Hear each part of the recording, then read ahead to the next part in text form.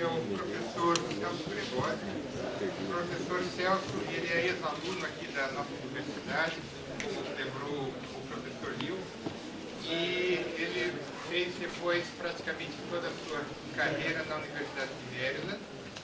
E desde o ano passado, né, o ano retrasado, desde o ano passado, professor titular do Instituto de Física da Universidade de São Paulo. Então é com grande prazer que nós o recebemos hoje, e o título da sua conferência vai ser Causa e Dinâmica de Partículas e Fluidos. Então,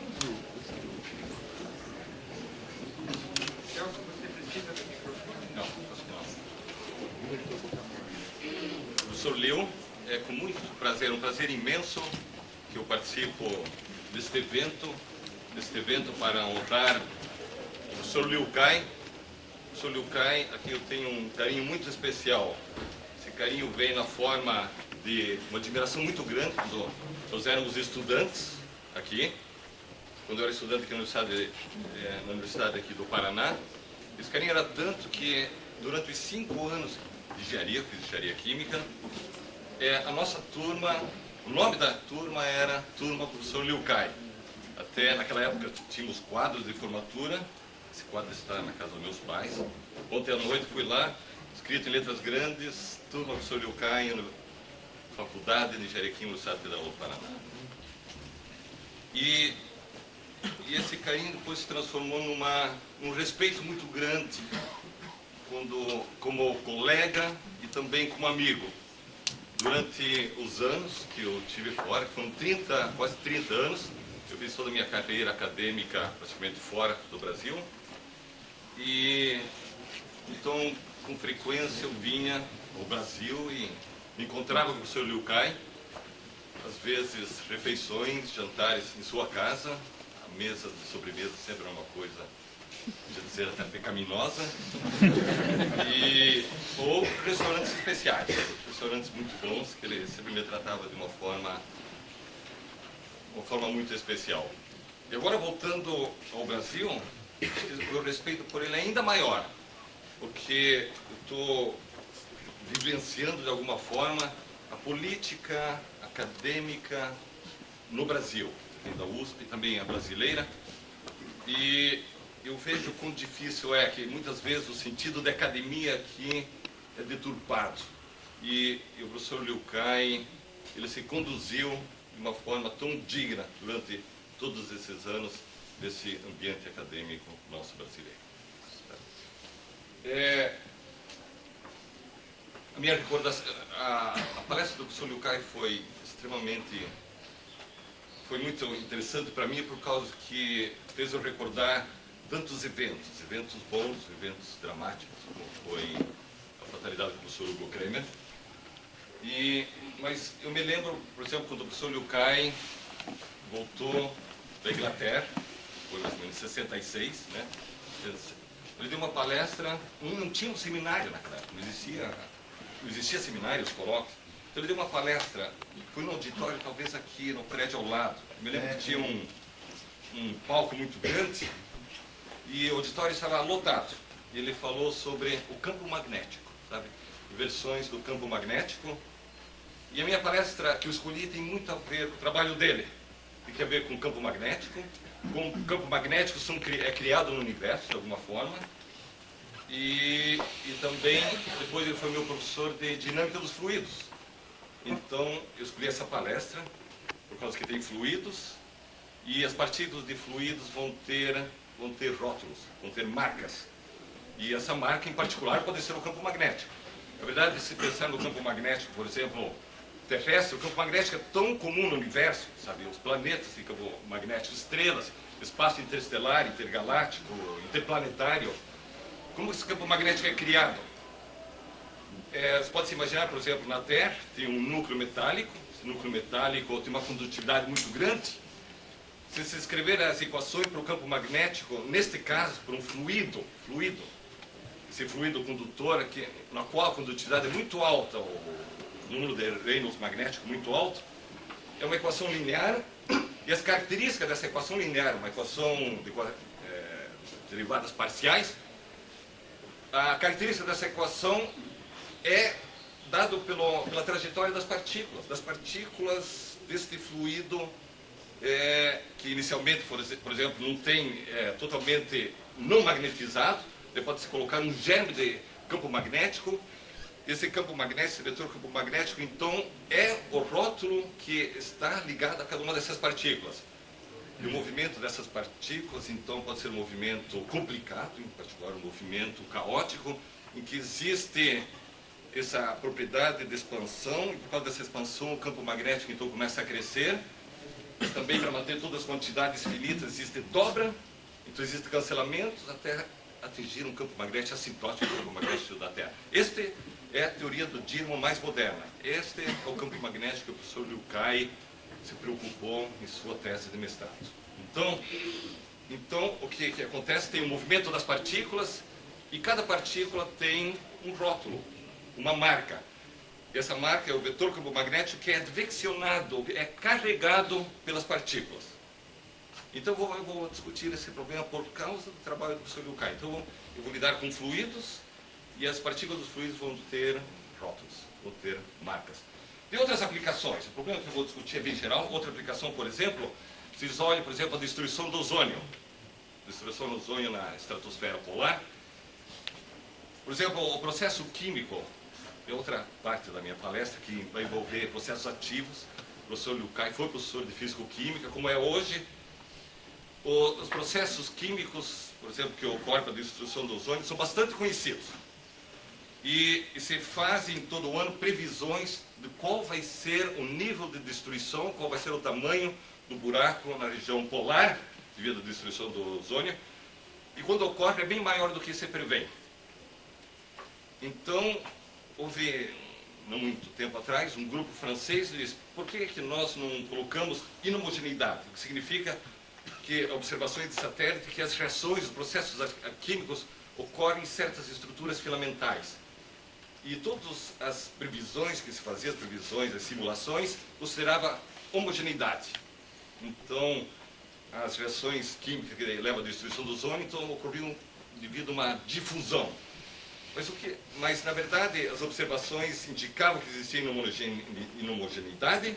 Quando se fizeram as simulações, levando em conta essa inhomogeneidade, eles puderam explicar essa diferença, que na verdade é 50%. Que dá. Então, eu vou discutir aqui como a inhomogeneidade é criada e qual é a consequência nos processos ativos. Por exemplo, o processo ativo que ocorre na destruição do ozônio. Outro exemplo, por exemplo, se pega São Paulo, o nível de poluição é bastante alta. Se considerar somente os processos de difusão para a remoção dos poluentes, não dá para explicar o que acontece. Então tem que ter um processo adicional que cria a inhomogeneidade, e por causa dessa inhomogeneidade eu vou discutir que os processos ativos que levam à remoção dos poluentes, ele é aumentado de uma forma, na verdade, de uma forma singular, uma forma extremamente exagerada. Uma outra aplicação que seria, por exemplo, seria a interação de plânctons nos oceanos. Existe o que se chama o paradoxo dos plânctons, que, se você olha o número de espécies de plânctons, fitoplânctons nos oceanos, são milhares. Mas, de acordo com as teorias clássicas, o que prevêem é que todas as espécies são excluídas, excluídas por competição, né? Competição, exceto as que melhor se adaptam, que se adaptam mais perfeitamente a dado recurso limitador, ou a cada recurso limitador. Por exemplo, um recurso limitador pode ser a luz do sol. Então vai ter uma espécie de plâncton que se adapta melhor à luz do sol. Outro, a salinidade. Outra, a temperatura da água em volta da Islândia, coisa assim. Então, os fatores limitadores são, vamos dizer, são como 10, 15. Então se espera, de acordo com todas as teorias clássicas conhecidas, que existam 10, 15 espécies de plânctons. Existem milhares. Então eu vou argumentar aqui que no mesmo processo, eu vou explicar o processo que cria a inhomogeneidade, e por causa dessa inhomogeneidade, os processos ativos, que são as interações, são as multiplicações dos plânctons, vai existir um princípio aqui que eu vou argumentar com vocês, é o princípio, vamos dizer, da vantagem da raridade. Quanto mais rara a espécie de fitoplâncton, maior a habilidade de se reproduzir de de coexistir com as outras espécies. Tá? Então, essa palestra, ela é tecnicamente talvez um pouco difícil, eu vou entrar em muitos detalhes, mas tem tudo a ver com a carreira do professor Liu Kai. E é a razão que eu escolhi essa palestra em particular. Tá? Eu vou pedir desculpa, eu não tive tempo para reescrever essa transparência que eu tenho, que está em inglês, sabe? Mas todos estamos em ciência de alguma forma, então em inglês, como tinha um físico muito famoso, Kapitsa, na União Soviética, ele já dizia que broken English, não, é a ciência da ciência, é a língua da ciência. Então, o básico nós devemos entender. Não sei se vocês vão conseguir ler lá atrás, que está um pouco escuro em cima, mas na verdade é o que o professor Viana falou. Vou discutir então escoamentos em que existe atividade. Esse grupo de trabalhos eu faço com meus colaboradores na Hungria. Dr. Otzkai e Pentex, na verdade, eles são da Transilvânia, que é uma colônia húngara na Romênia, e os outros são de Budapeste. O trabalho que discute a criação de homogeneidade no fluido. Homogeneidade quando tem partículas, então, que são adveccionadas. São partículas, por exemplo, de fluidos, de alguma forma, que tem uma marca. Isso nós publicamos a primeira vez em 95 e incluímos a atividade em 98. Eu tenho outra física bioelétrica em 2001 com o meu último estudante nos Estados Unidos, estudante em matemática, e etc. Bom, o que eu vou precisar?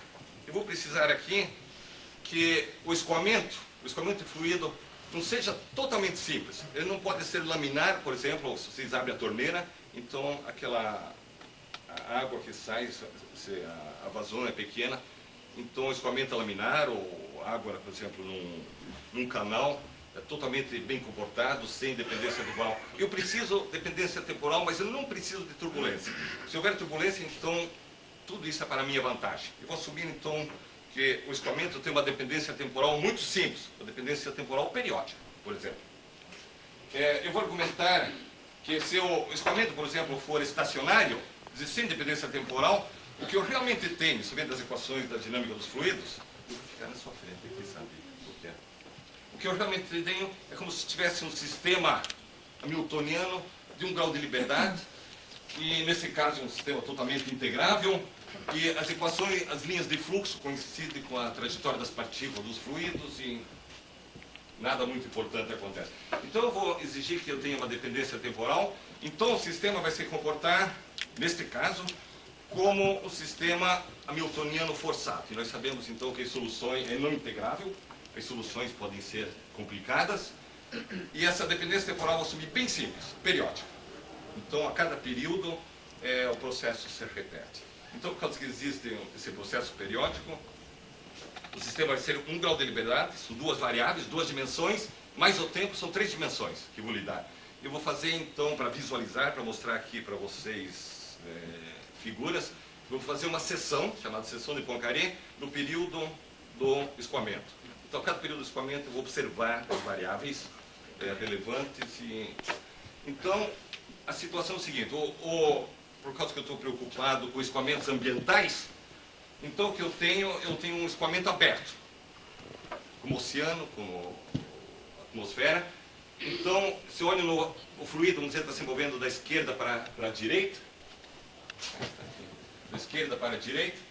Aqui é bastante simples, vamos dizer, independente do tempo, ali também independente do tempo. Devo ter um obstáculo, tá? Pode ser uma montanha, alguma coisa assim, e vai ter um comportamento complicado aqui, pelo menos vórtices, vamos dizer, vão ser criados através do obstáculo, vai ter uma dependência temporal.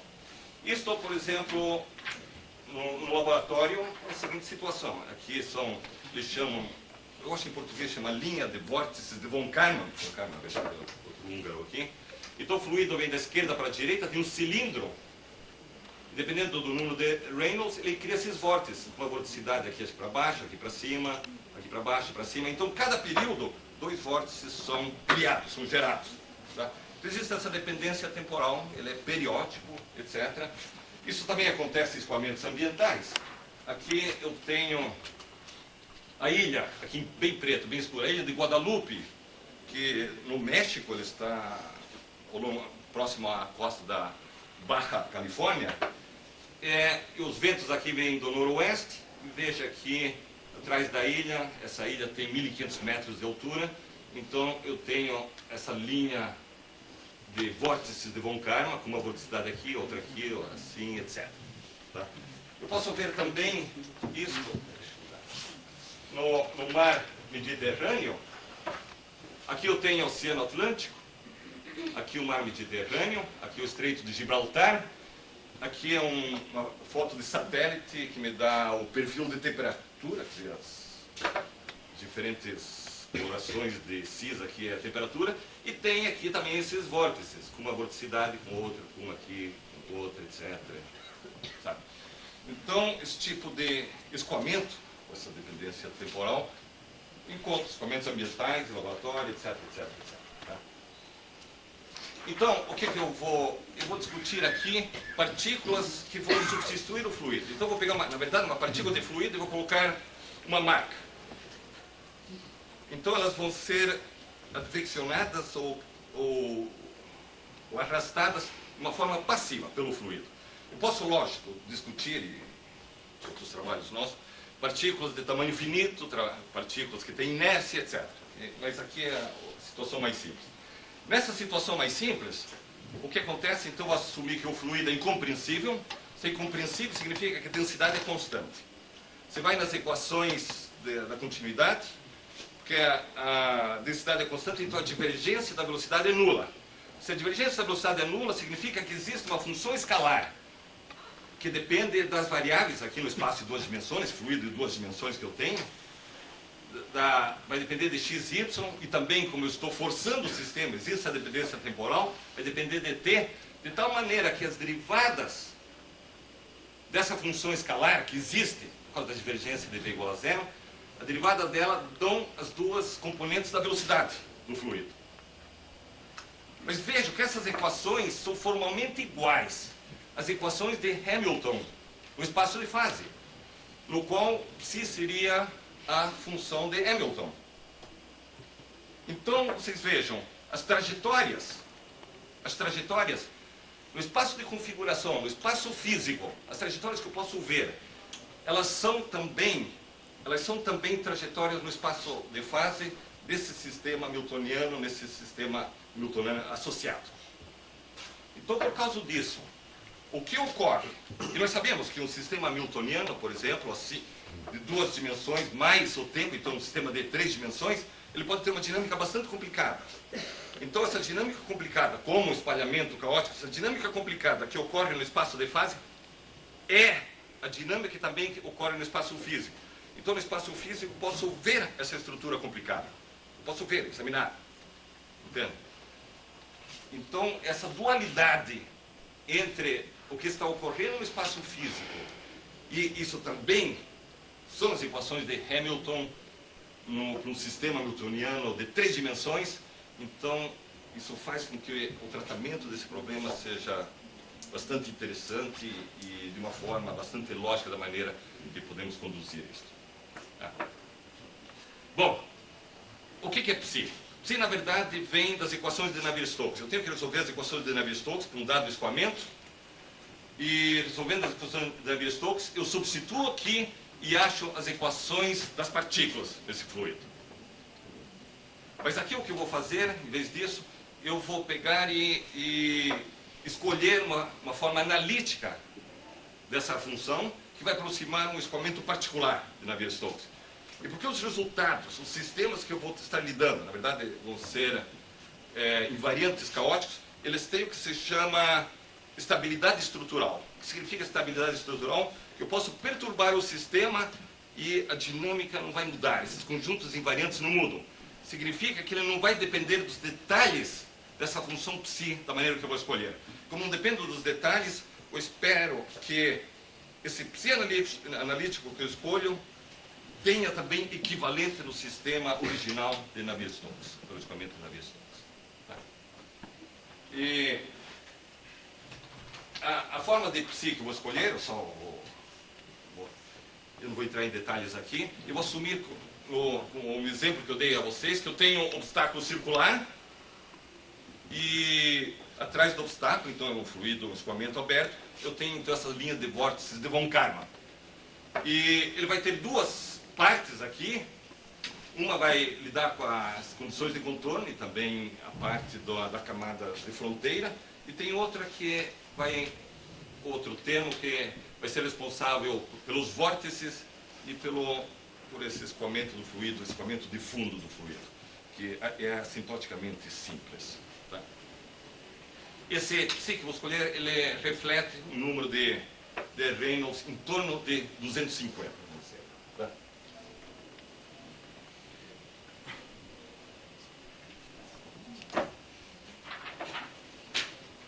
Então, qual é a situação? Como é que eu vou analisar esse problema? Tá? Então, novamente, eu estou falando desse arrasto eu chamo eles de traçadores, que você pega a partícula do fluido e coloca a marca neles. É a detecção desses traçadores. Na verdade, são partículas de fluidos com marca, com cores, de alguma forma. Com vetor, campo magnético, que o Sr. Liu Kai estudou, tá? Em escoamentos abertos. Mas para mim analisar, eu vou fazer o seguinte. Eu tenho, então, o escoamento ascendente, que é simples, o descendente, que é simples, e aqui na frente do obstáculo, eu vou colocar corante.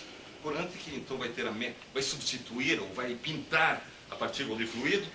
O que eu vou fazer, eu vou olhar a fronteira entre as duas regiões, entre a região do corante, vamos dizer, preto aqui, e o roxo. Eu vou argumentar que o comportamento dessa fronteira, na verdade, ele vai me dar toda a estrutura invariante da dinâmica para esse tipo de processo. Tá? Eu vou encontrar que vão existir fronteiras, uma estrutura complicada, com dimensões fractais, dimensões não inteiras. Isso também vai implicar a criação de umas celas, muito especial, que eu vou discutir com vocês, que se chamam celas caóticas.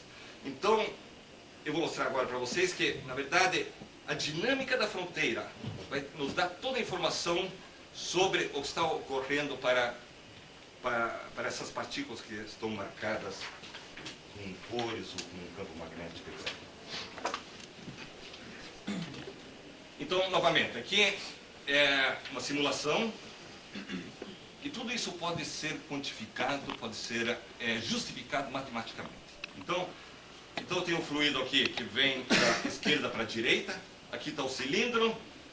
O que eu coloco aqui, então, são corantes de cor preta e cor branca, e vou olhar o rastro deixado pela fronteira aqui.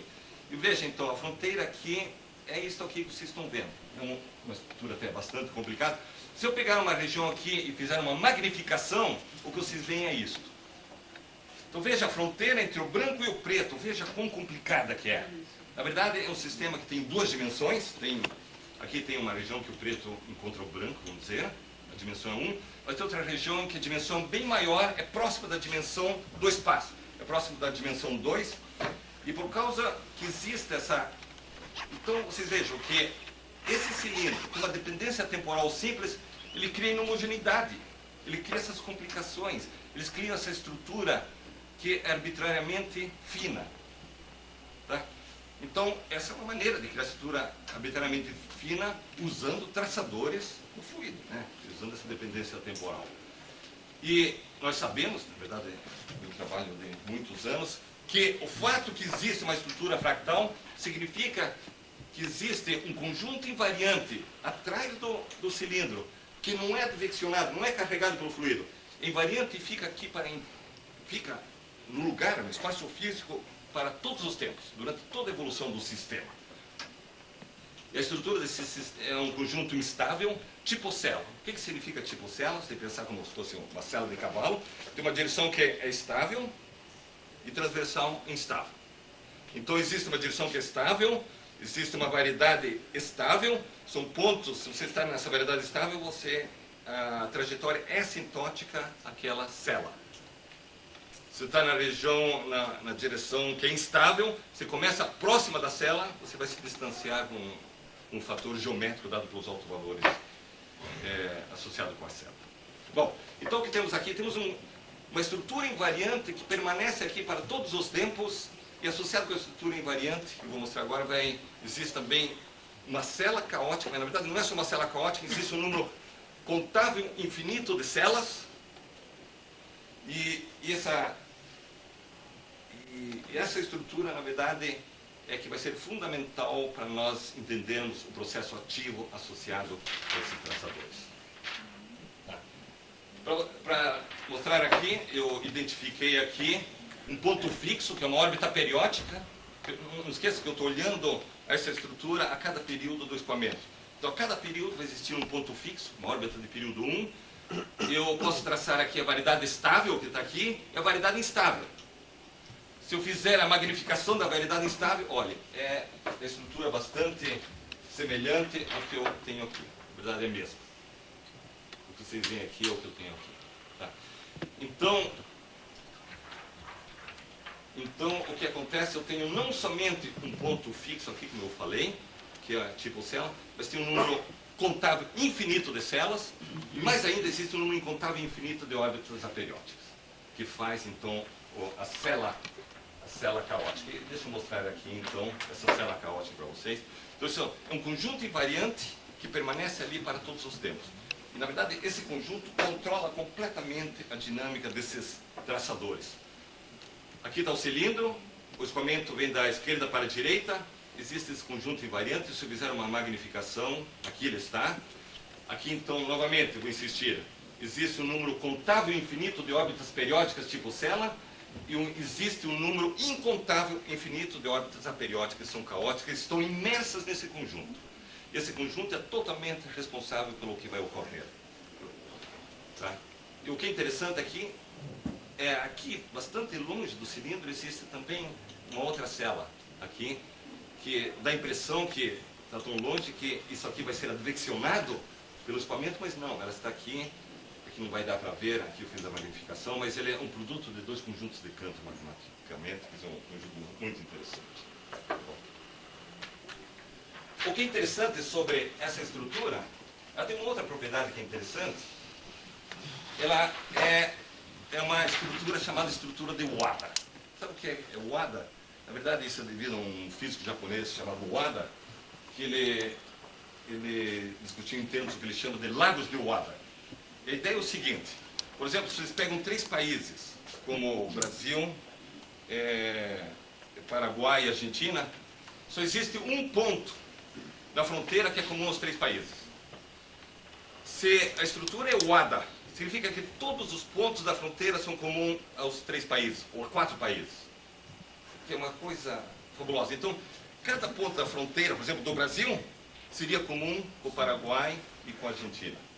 Então, aqui, se eu colocar 3 corantes, todos os pontos da fronteira dos 3 corantes são comuns, todos os pontos da fronteira são comuns aos 3 corantes.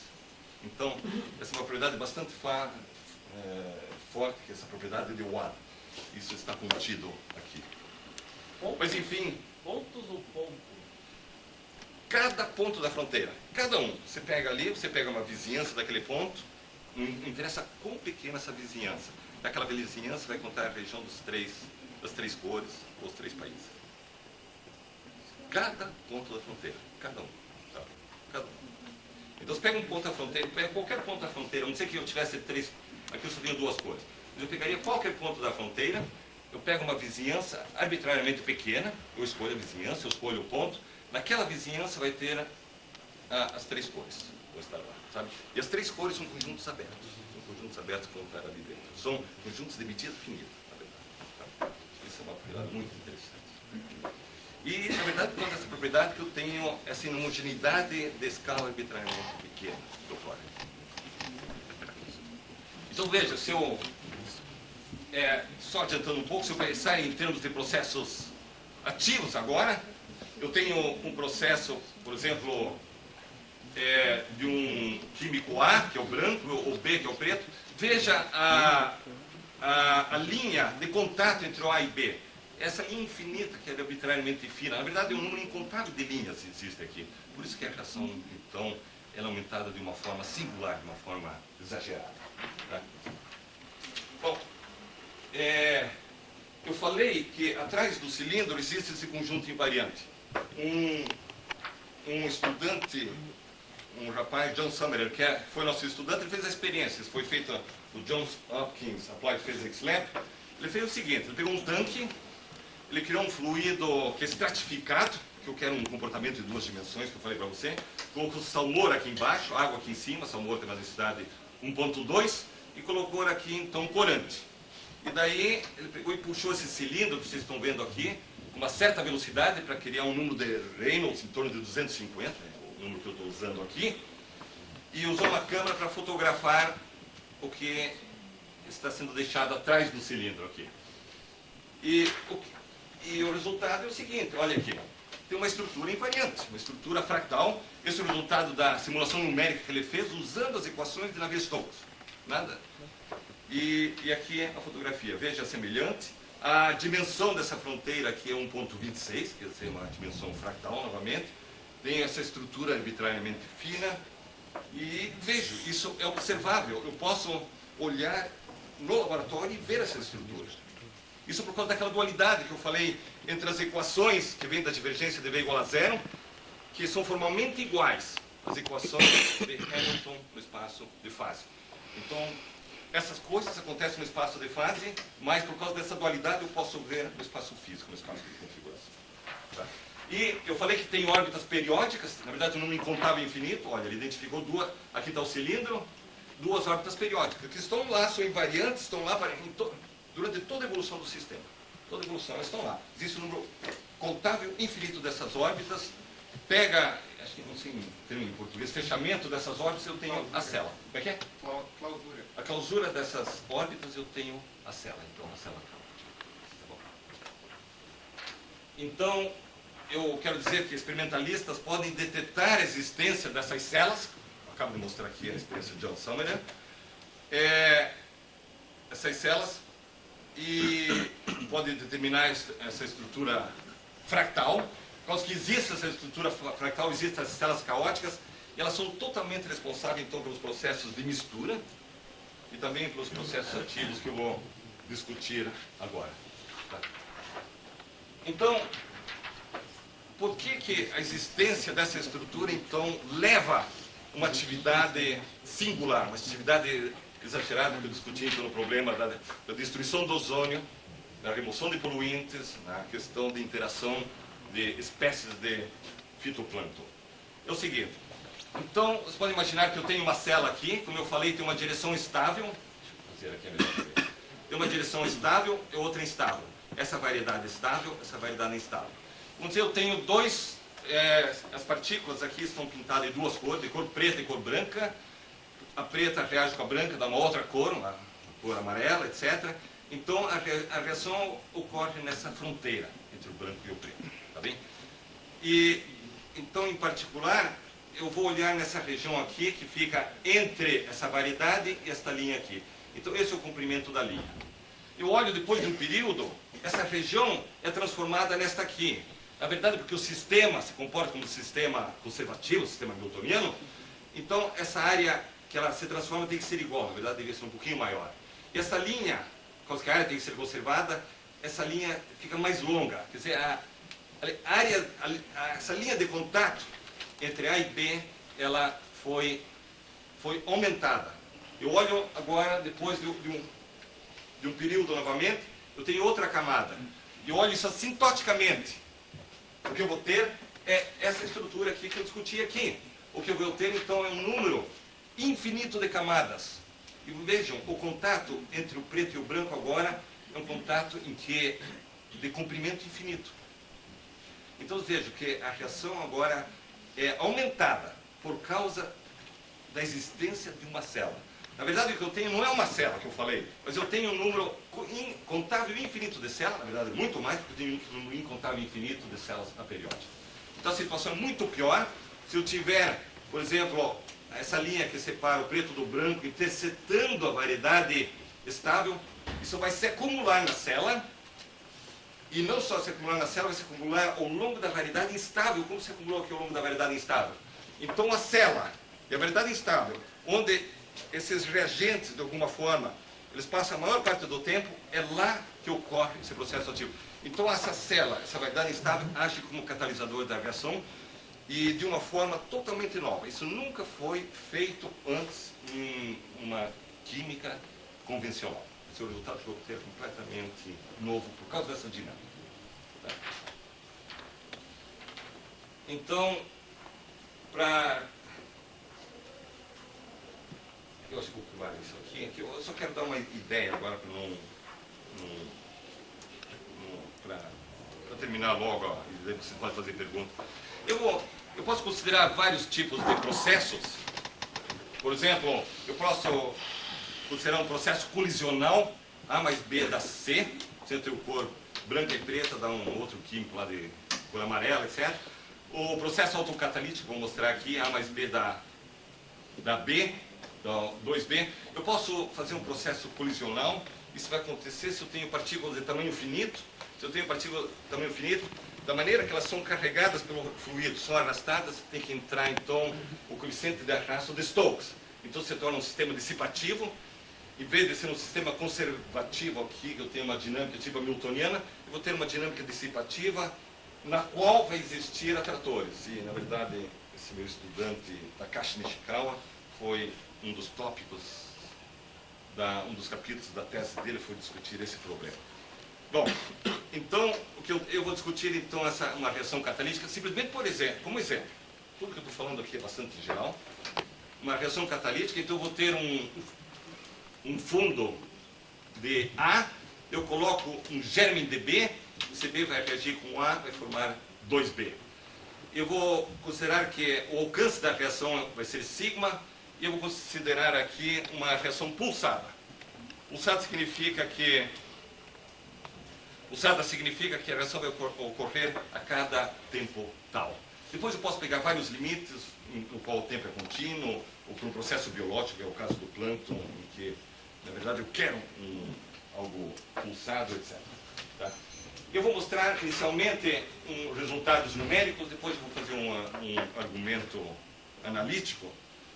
Então eu vou assumir que nesse espaço de duas dimensões, no espaço desse escoamento aberto, eu vou impor não sei se em português é grelha, retangular, uma grelha retangular, mecha? Malha ou grade. Uma malha, uma grade retangular. E o tamanho da malha, na verdade, é o alcance da reação que eu vou fazer. Eu vou colocar então o traçador, esse traçador ativo no centro da célula, e a minha dinâmica então vai ser um mapeamento entre células. E esse mapa vai ter duas partes. Uma vai ser a advecção, porque o fluido está se movendo, então a advecção vai carregar os reagentes e também os produtos, e depois vai existir a reação. Então, advecção, reação instantânea, etc. Depois posso pegar vários limites, etc. E aqui são constantes que eu não vou discutir, constantes do escoamento. A célula caótica tem uma constante, é a constante de decaimento, que as partículas que estão na vizinhança da célula ficam lá por um tempo, vamos dizer, um tempo indeterminado, e o decaimento dessa célula é como se fosse um decaimento radioativo. Existe uma probabilidade de sair da célula. Eu falei que as partículas, elas passam a maior parte do tempo próxima à célula, essa célula caótica. Essa célula age, então, como catalisador. E também, outra quantidade que é importante vai ser a dimensão da variedade instável, é onde essas camadas se acumulam, que eu mostrei. Como é que vai ser a reação, então? A reação, o que vai ser, quando eu tenho, no instante da reação, uma célula que tem B, ela vai infectar 8 células vizinhas. Pronto. Então, o que obtemos com isso?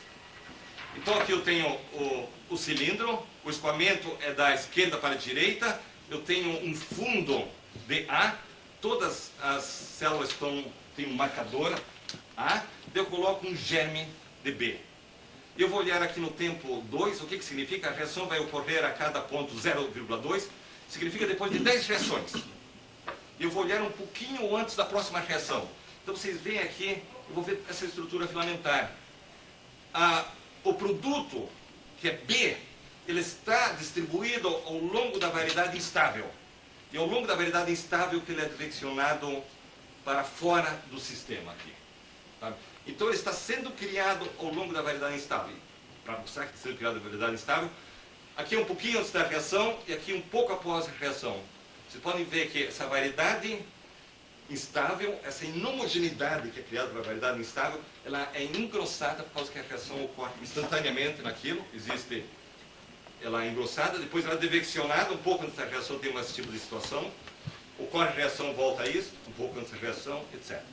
Então, é o processo em que existe a reação, advecção, reação, advecção.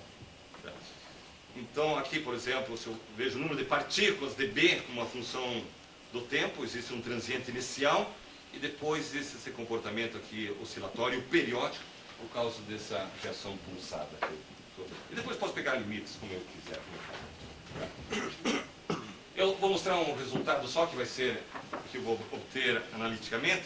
Se eu olho a área desse produto B como uma função do alcance da reação, quer dizer, quantas células a reação está infectando, eu estou fazendo esse gráfico em log-log, eu vou ter que o número de partículas de B se comporta como o alcance da reação a 2 menos D0. O que é 2? 2 é a dimensão do espaço, D0 é a dimensão dessa fronteira fractal. O que é 2 menos D0? É a diferença entre duas dimensões, então é uma codimensão. Qualquer coisa elevada a uma codimensão dá a cobertura do conjunto. Então isso aqui, na verdade, me dá a cobertura do conjunto, que na verdade isso que está acontecendo, a cobertura da célula caótica e também da variedade instável. É o que eu estou obtendo aqui. O que é interessante, por exemplo, por causa de 0 pode ser próximo de 2, vamos dizer que esse expoente seja ponto 1. Ponto 1 significa, vamos dizer que eu reduzo a quantidade de B aqui por um fator de 10, isso significa que eu posso distinguir essa estrutura fractal por um fator de 10 a 10. Existe essa sensibilidade que vem por causa dessa dimensão fractal. Isso é muito interessante. Aqui tem um fator de 10 e aqui tem um fator de 10 a 10 que ocorre.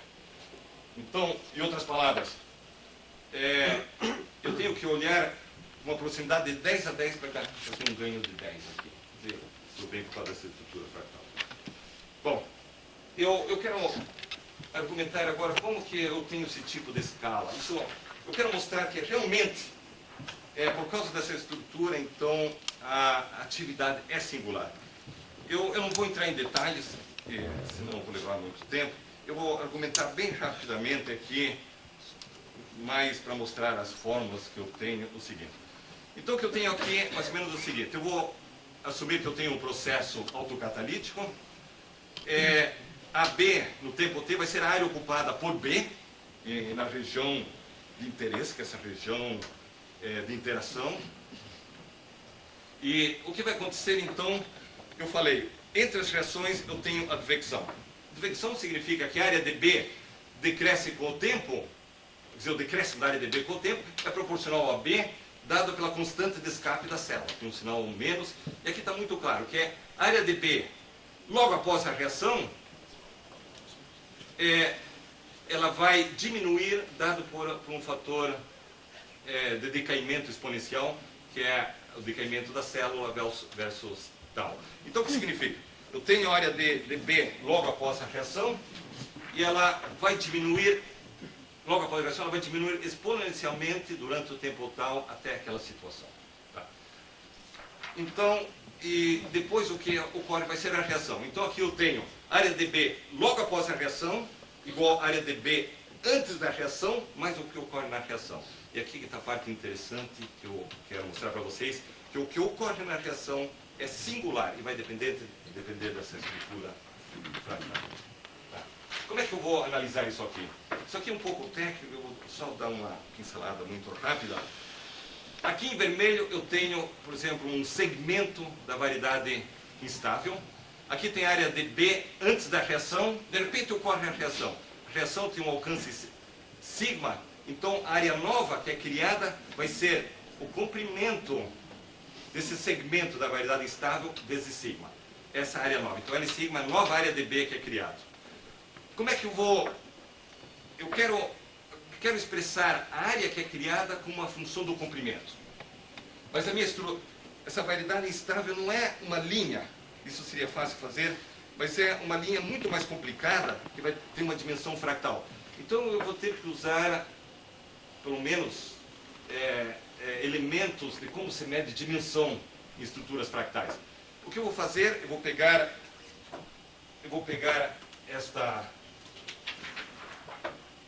essa estrutura aqui e vou cobrir com caixas de largura epsilon. E o número de caixas que são necessárias para cobrir aqui de largura epsilon é dado por epsilon a menos a potência d0, em que d0 é a dimensão dessa variedade instável. Como isso é o número de caixas para cobrir, qual vai ser a área de B? A área desse de B aqui, como área de uma caixa epsilon ao quadrado, então eu pego o epsilon ao quadrado, multiplico por um número de caixas, tenho epsilon a 2 menos d0. Então vai ser a área total de B. Qual vai ser o comprimento aqui, o comprimento da variedade instável? O comprimento, sabe, o comprimento é linear, então epsilon a potência 1, vezes o número de caixas que eu necessito, epsilon menos d0, então tenho que L vai como epsilon 1 menos d0. Como epsilon é algo arbitrário, eu vou eliminar epsilon entre essas duas relações. O que eu tenho? Que L, o comprimento, está relacionado com a área que é criada. Ou a área que é criada está relacionada com o comprimento da fronteira. E, então, a área está relacionada com o comprimento. E tem esse fator aqui, beta menos beta. E beta é positivo. É dado por essa relação, como D0 é uma dimensão entre 1 e 2, isso é positivo. Significa, quando a área de B, ou a população de plâncton vai para 0, o comprimento vai para infinito. E como a nova área de B é o comprimento vezes o alcance, pode ver que a nova área de B, a reatividade, ela é singularmente relacionada com a população de B. Então, quando a população, por exemplo, de plâncton que eu falei, vai para 0, a habilidade de se reproduzir vai para infinito. Então, é o princípio da vantagem da raridade. Quanto mais raro, mais habilidade de se reproduzir. Então, isso é totalmente novo num processo ativo. Então, a área nova é sigma vezes L. E pode ver que o que é produzido, ele vai com uma potência inversa de A à potência beta. Então, quanto menos que eu tiver da área de B, mais efetiva é a reação. Então, a equação final tem duas partes. A área de B vai ter duas componentes. Uma é a advecção, existe esse esvaziamento ao longo da variedade instável. Depois a criação de B, que é singular, que é aumentada de uma forma singular, de uma forma exagerada. Eu posso agora, então, achar o estado de equilíbrio em que o esvaziamento igual à criação, e eu tenho um ponto fixo, um atrator nesse espaço desse processo ativo. Então, eu queria só dar uma ideia rápida da teoria, isso eu posso precisar de uma forma melhor, eu não quero entrar em detalhes do que está acontecendo. Tá? E, então vocês vejam que isso aqui, de alguma forma, ele explica o que eu estava falando sobre a remoção de poluentes, sobre a destruição do ozônio, sobre o problema do plâncton e outros processos do meio ambiente. Isso é tão importante que a revista Nature, ela teve um artigo descrevendo os nossos resultados aqui. Eu estou organizando na Alemanha, no Instituto Max Planck, que eu tenho uma posição de diretor externo lá, um evento de 5 semanas sobre isto, sobre processos biológicos e químicos em escoamentos abertos. Se vocês quiserem participar, eu pago todas as despesas lá. Talvez ajude um pouco a passagem. Você tem 5 semanas na Alemanha para trabalhar, né? Passear. E isso vai ser em agosto e setembro. São bem-vindos a virem até lá.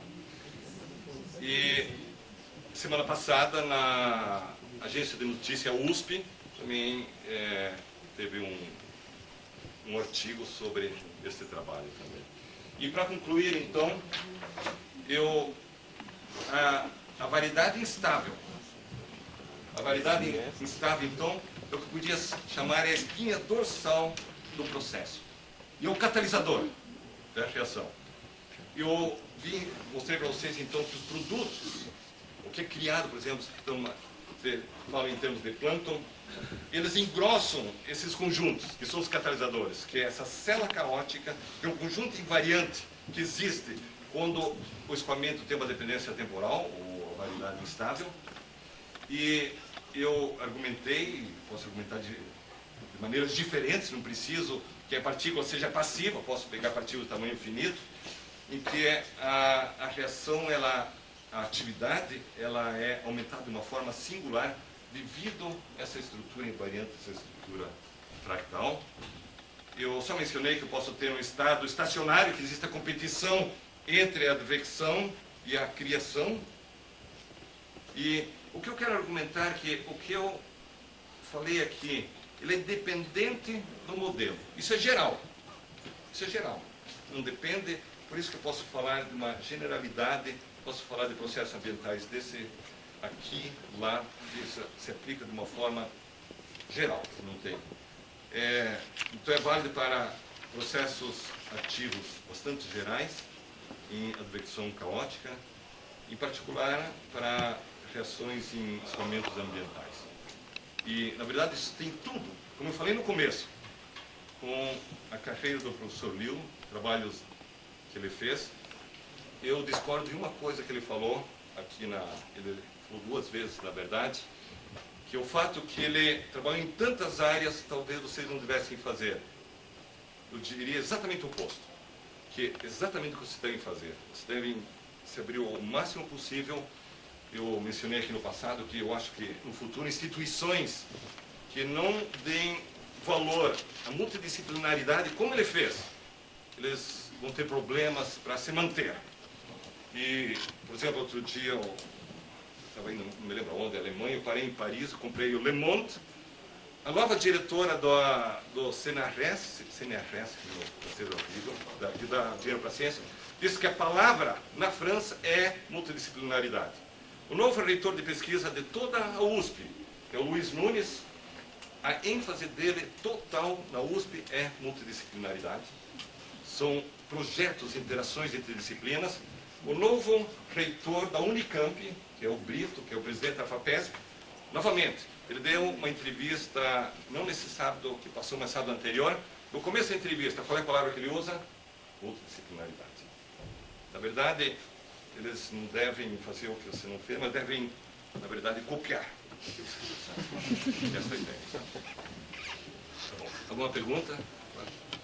Obrigado.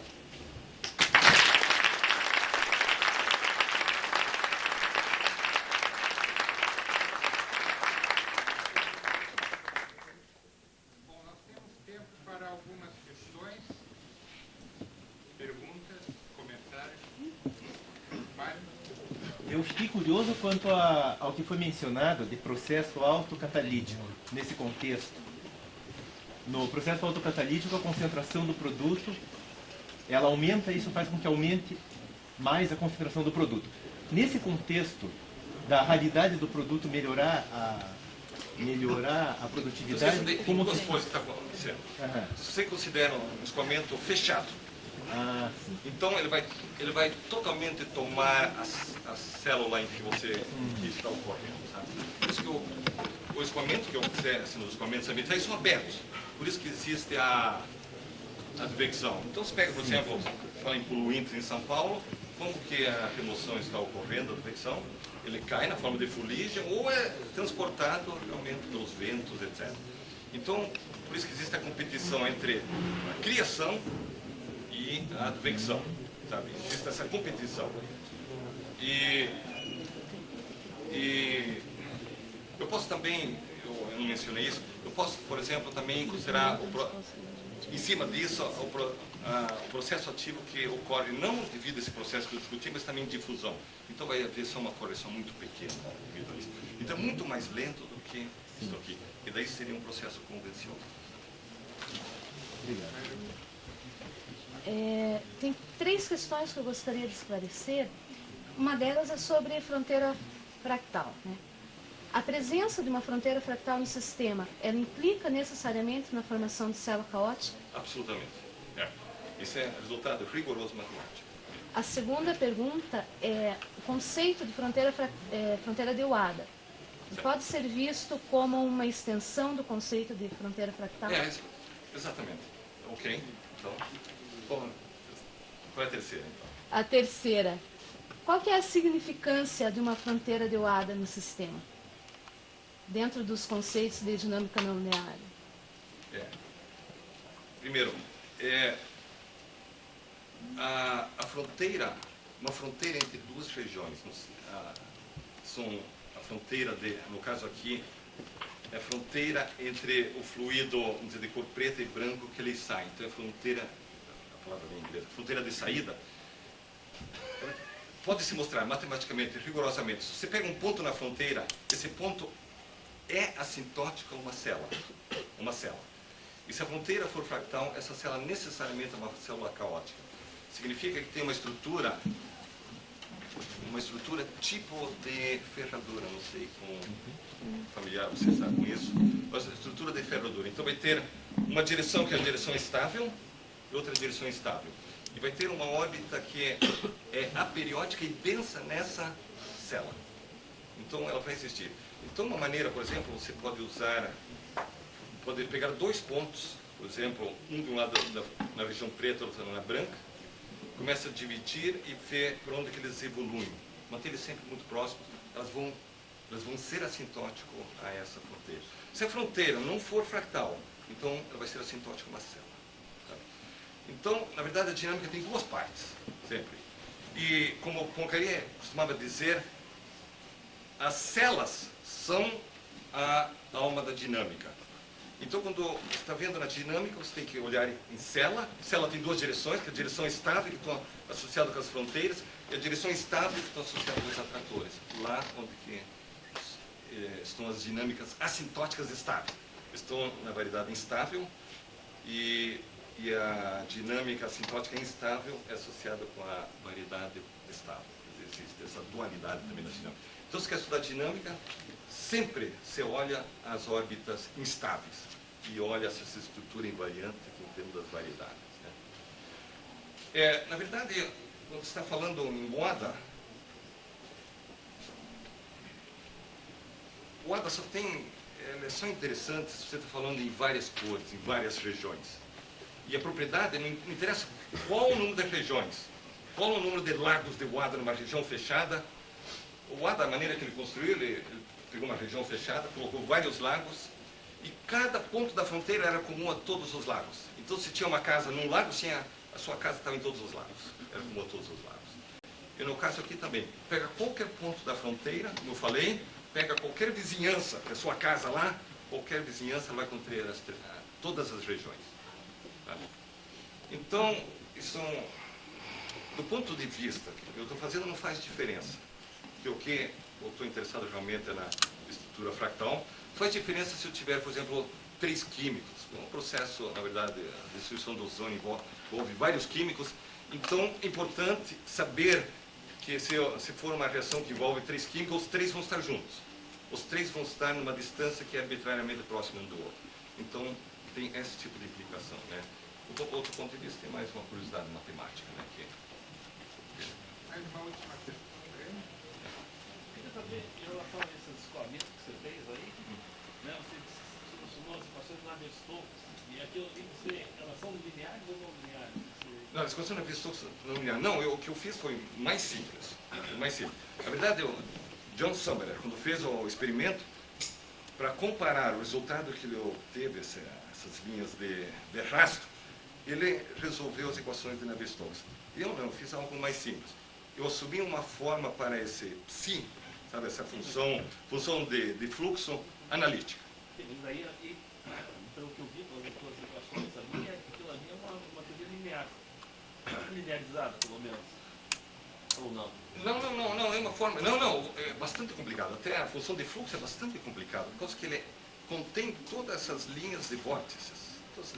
É bastante complicado. Tem pontos de estagnação, tem todas as células caóticas estão contidas lá. Na verdade, é altamente não linear. E tão não linear porque eu tenho todos esses resultados por causa disso. Sabe? Não, é altamente não linear. É, altamente não linear. Tem efeitos de fronteira, tem camadas, boundary layer, camadas limites, etc. Né? Então, não, está tudo contido lá, sabe? Essa função aqui ela é um produto de duas funções, na verdade, não lineares, que tem as condições de contorno correta, tem o efeito do background, tem... E, na verdade, você pode fazer um pouco mais. Na verdade, eu poderia resolver equações de Navier-Stokes, se foi feito isto para verificar que essa forma analítica, na verdade, ele está imitando o número de Reynolds, que em torno de 250, foi feito contra as equações de Navier-Stokes, contra as soluções das equações de Navier-Stokes completas. E nós temos feito coisas mais complicadas, em que temos considerado partículas de tamanho finito, toda uma dinâmica interessante. O sistema daí é uma dimensão muito maior que está lidando. Né? Então vamos agradecer outra vez ao professor Celso.